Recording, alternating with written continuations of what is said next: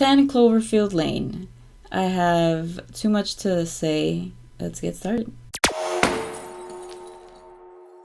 What's up, guys? This is Film Talk with Joey, and I'm going to do a movie review on 10 Cloverfield Lane. I know there is another movie called Cloverfield, but I never saw it, so I have nothing to compare or contrast with when it comes to the movie. I heard that it was a Godzilla movie type of movie.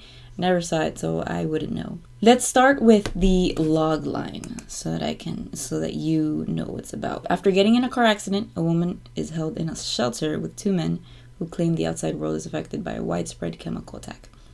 It's PG-13, an hour 43, drama, horror, mystery. I'd say that it's not a horror movie. It is mystery, it is drama, but horror, it's not horror.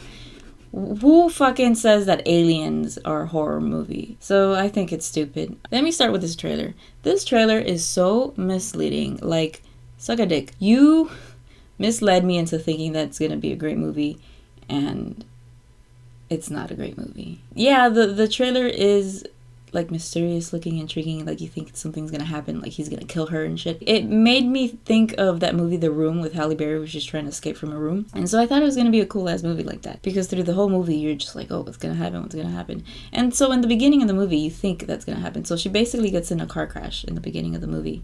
Spoiler alert, I'm gonna spoil the movie. So if you haven't seen it, don't watch this.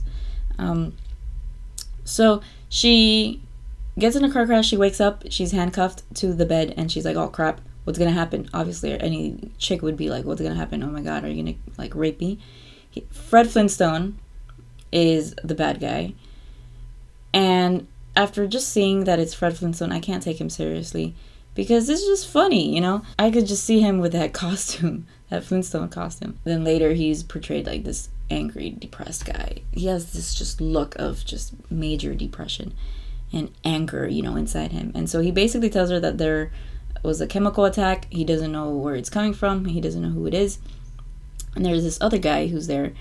And both of these people are trying to convince her about the chemical attack. She doesn't believe it. She's like, I think you're just trying to kidnap me, keep me hostage. I think there's a car. There are cars. I hear cars up there. And they're like, no, it's not a car. We don't know what it is. So she tries ways to escape. She gets caught a few times. And then at the end of the whole thing, she escapes. Before escaping, you know, she makes this costume, this gas costume, so that she'll be protected if she goes outside, and she ends up with these chemical attacks. So she does the costume. Then she goes out and she thinks, she's like, hey, it's not true. But then something happens, and then freaking spaceship alien shit passed through the sky, and she's like, oh crap, let me get my suit. And then there's a part where she cuts part of the suit and she has to tape it because she thinks that she's gonna like die and everything. And then the stupidest thing, once I see these aliens coming out trying to get her, it's like this slug, and it's like this round thing with teeth, and it just looks like it's gonna suck her soul out, and it's just like it just looks like a big long gray penis. It looks like it's just gonna eat her. And so she gets into this truck. She gets into this storage room where she sees like a dead body, and she's like, crap, I need to move out of here, I need to escape. So at the end of the day, Fred Flintstone is burnt. She burnt him because she escaped from the house. The guy's like, don't leave me. And she gets into this truck, or then the car, and she finds the keys or whatever from this lady who's dead, and she runs away. Then later she listens to the radio, and then she basically goes to Houston. So towards the end, you see that there's another spaceship in. First of all, she kills the first alien spaceship, and it just, you know, burns and explodes. And then there's another one in Houston, and she sees it from far away. Well, like, we as an audience could see it far away. So she goes to Houston to survive.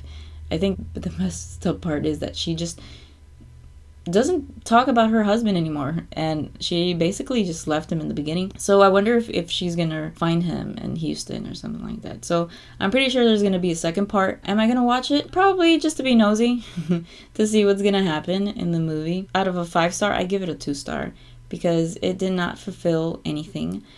It did not teach me anything.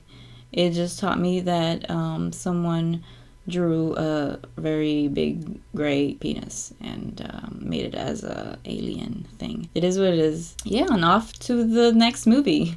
Bye, guys. Thank you. Tell me what you think. Leave a comment, subscribe, and all that good stuff. All right. Bye, guys.